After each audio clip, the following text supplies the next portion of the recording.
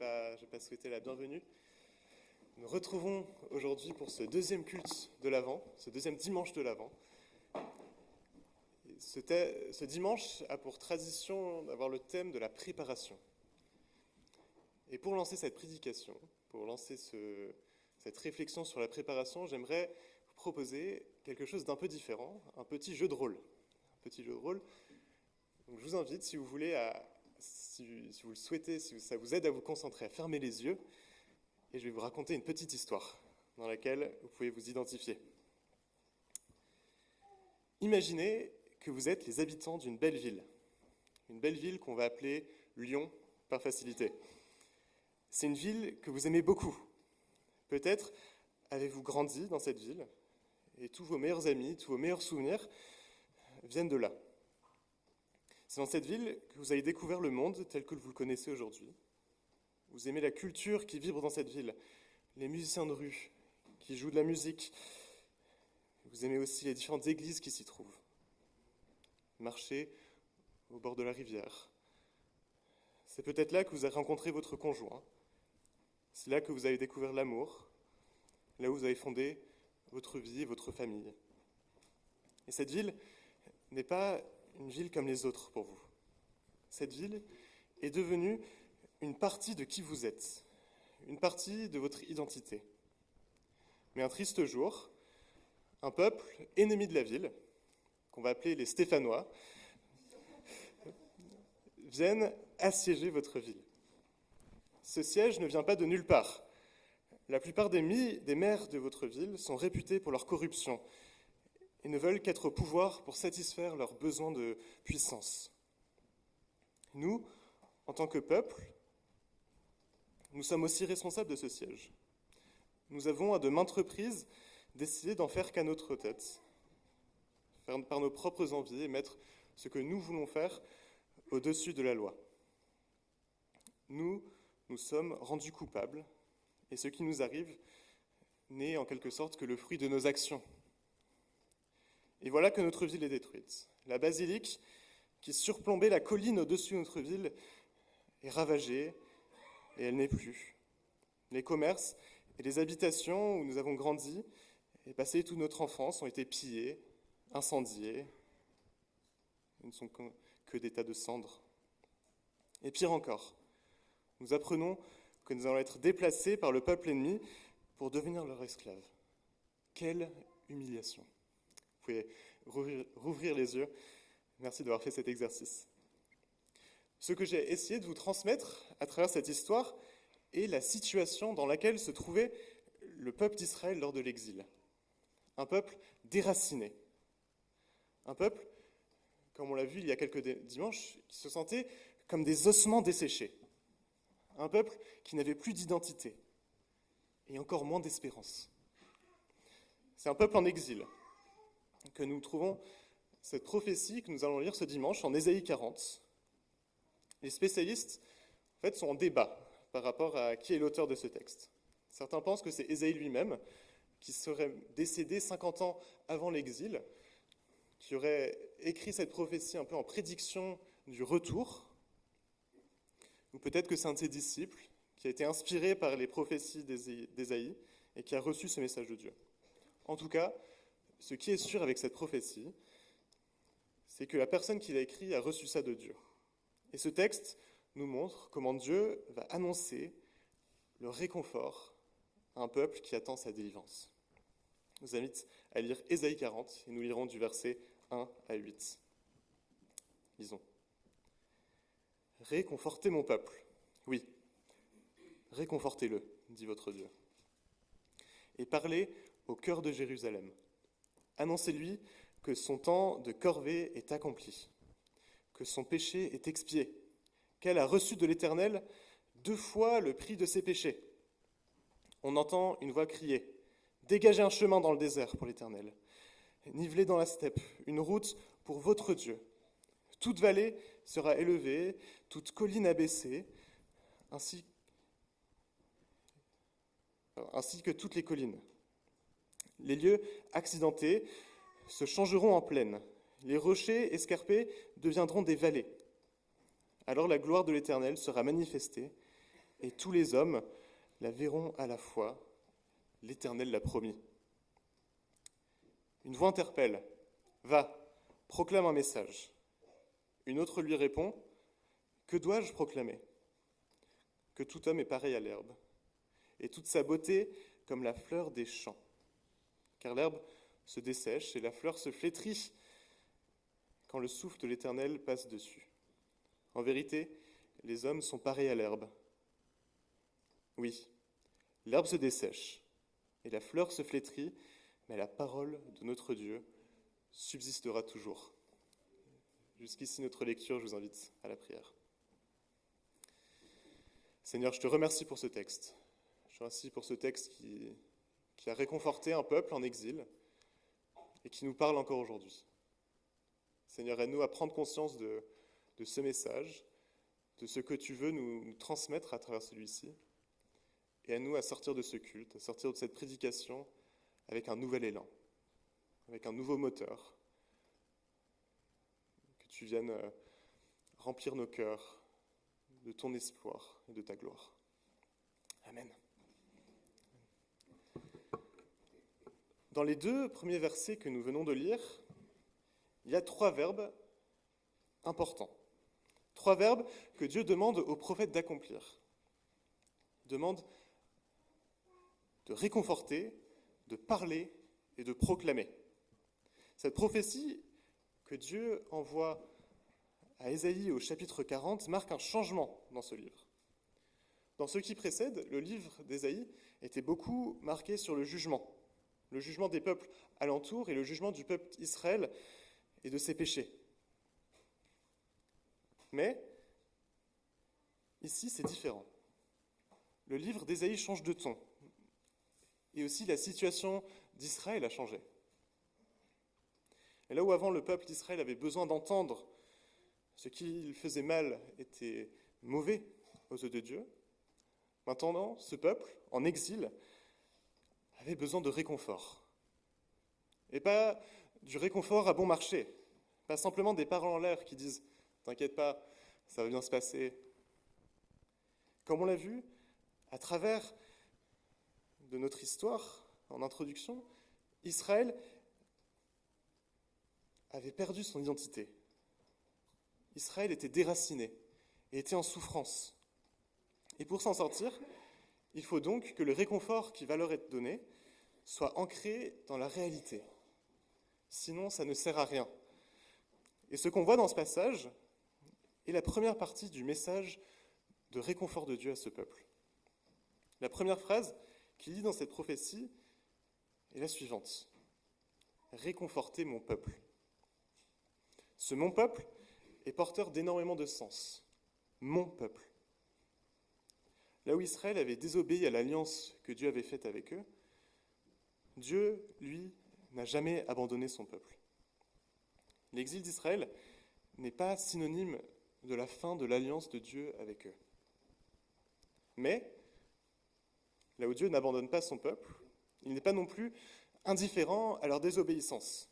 Dieu a un plan pour Israël. Et il a un plan aussi pour nous.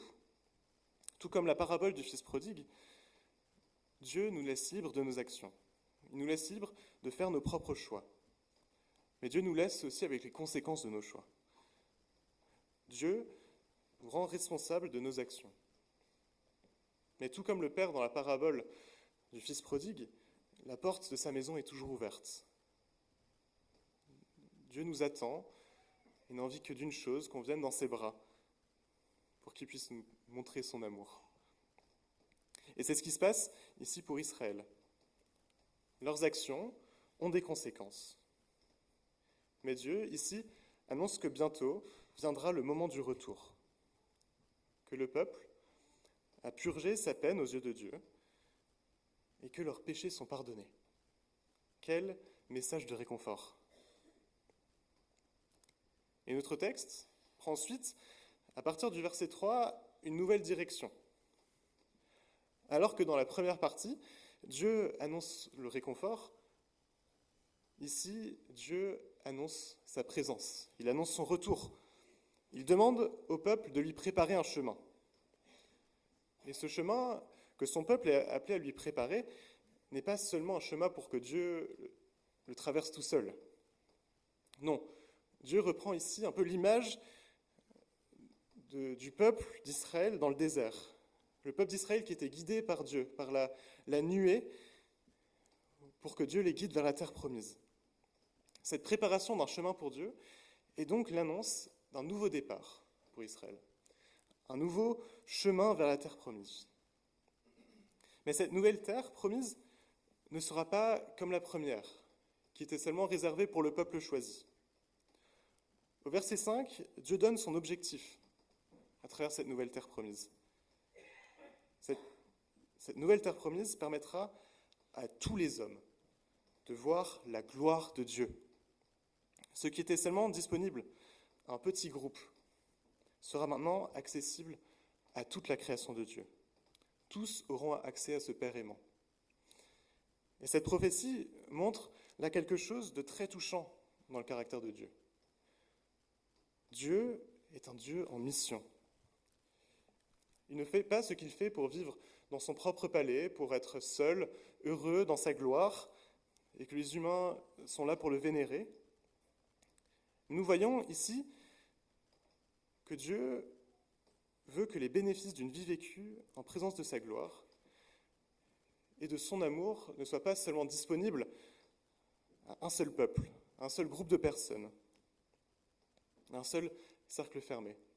Mais il veut que cette présence, que cet amour, que cette gloire soit accessible à toute la terre. Dieu est un Dieu en mission. Et dans la dernière partie de notre texte, et du message de réconfort de Dieu envers son peuple en exil, alors que Dieu a déjà répondu à leur besoin de savoir qu'ils étaient toujours en alliance avec lui, et que leur Dieu avait prévu quelque chose de plus grand pour son peuple, Dieu vient maintenant apporter une réponse au questionnement profond d'Israël. Comme nous l'avons vu en introduction, la chute de Jérusalem a été, pour un grand nombre de personnes, la perte d'une identité. Pour beaucoup, la destruction de la ville sainte a dû être comme la prise de conscience qu'ils ne pouvaient pas tout garder par leur propre force. Ils ne pouvaient pas garder en sécurité les choses auxquelles ils tenaient. Beaucoup de personnes ont dû perdre des membres de leur famille lors du siège. Beaucoup ont perdu tous leurs repères. Mais ce que Dieu montre ici est que ce sentiment de faiblesse est normal. Oui, c'est normal de ressentir que nous sommes faibles. Surtout quand nous perdons quelque chose qui nous est cher, que ce soit un objet de valeur, un poste important dans un travail, des relations, ou bien la perte, le décès d'un proche. Nous nous rendons compte à travers ces événements dans nos vies que ce qui compte dans chacune de nos vies et ce qui s'y trouve ne tiennent parfois qu'à un seul fil. Nous sommes des êtres fragiles. Comme le dit ce texte, nous sommes comme l'herbe et les fleurs, qui sont en apparence beaux et fiers. Nous aimons croire que nous sommes forts et indépendants. Et nous avons besoin de personne pour vivre. Mais ce texte nous rappelle une vérité fondamentale de notre vie.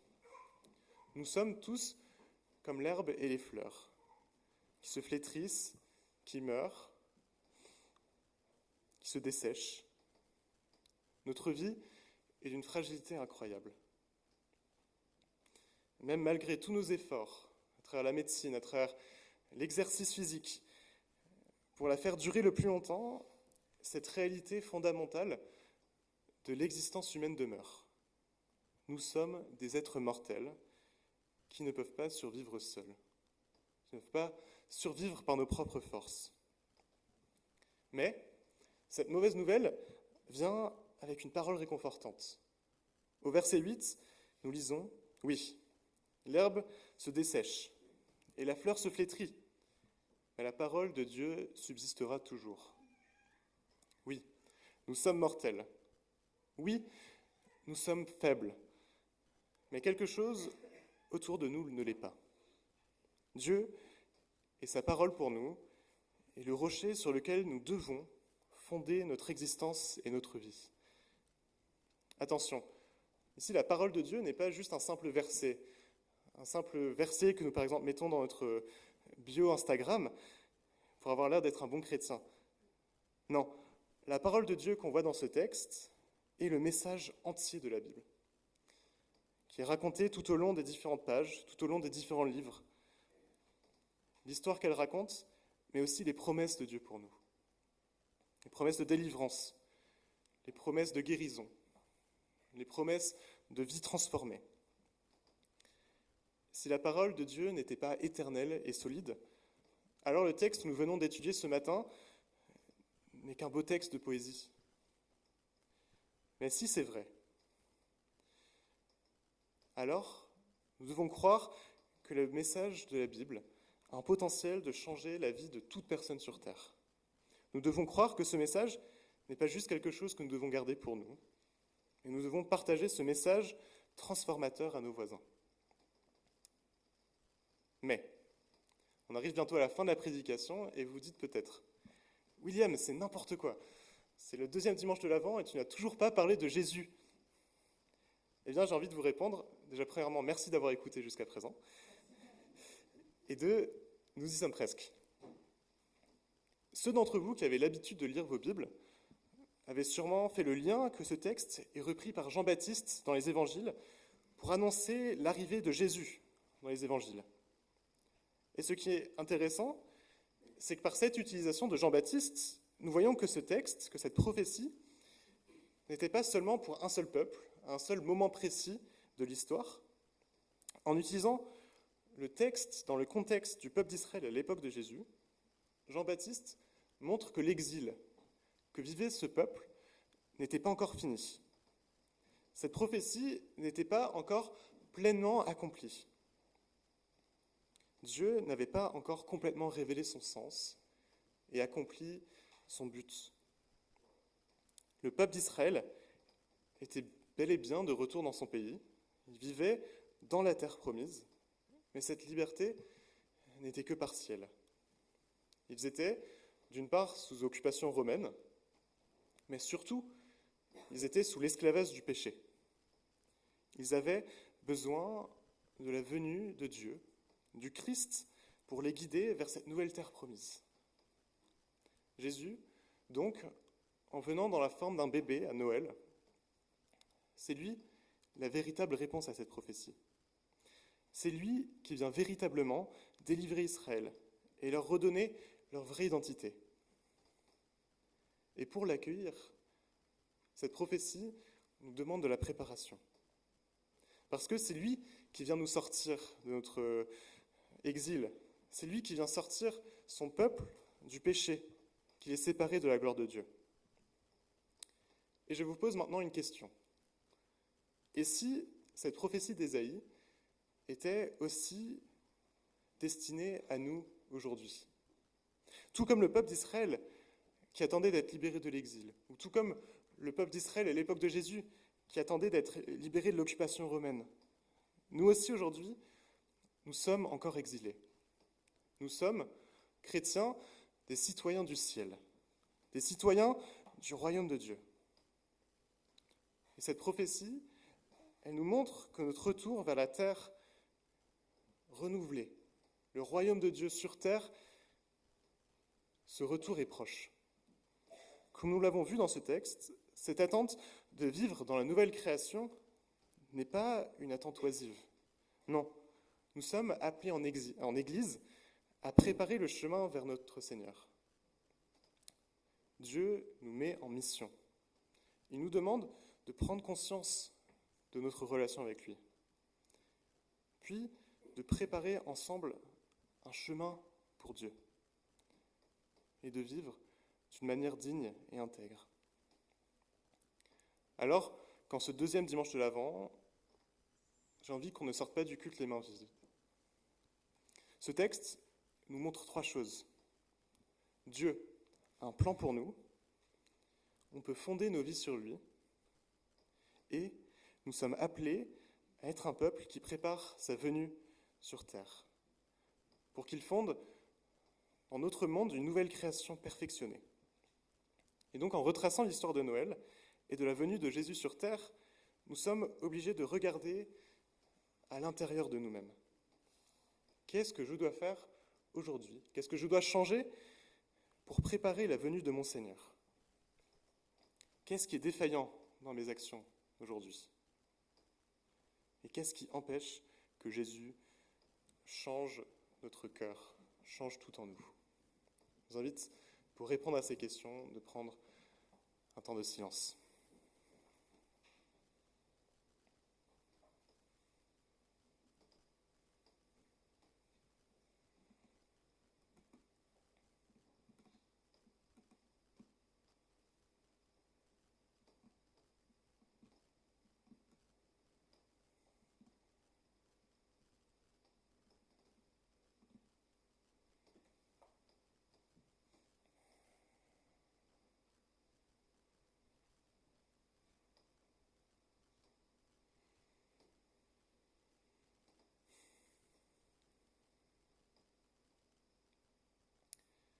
Seigneur, merci pour ta parole. Merci pour ta parole qui demeure, ta parole qui ne flétrit pas. Seigneur, merci pour ce message que tu nous donnes, ce message d'un monde transformé, d'un retour d'exil. Seigneur, le monde dans lequel nous vivons, il est en perdition. Nous voyons tous les problèmes, toutes les souffrances des personnes autour de nous, et nous appuyons sur ta promesse d'un monde changé, d'un monde où toutes les larmes seront séchées, où les morts reviendront à la vie. Et Seigneur, nous appuyons sur ça. Et en ce dimanche, ce deuxième dimanche de l'Avent, que tu nous aides à préparer ta venue, que tu nous aides à labourer nos cœurs pour que tu puisses y planter ta moisson. Seigneur, guide nos pas et sois avec nous. Amen.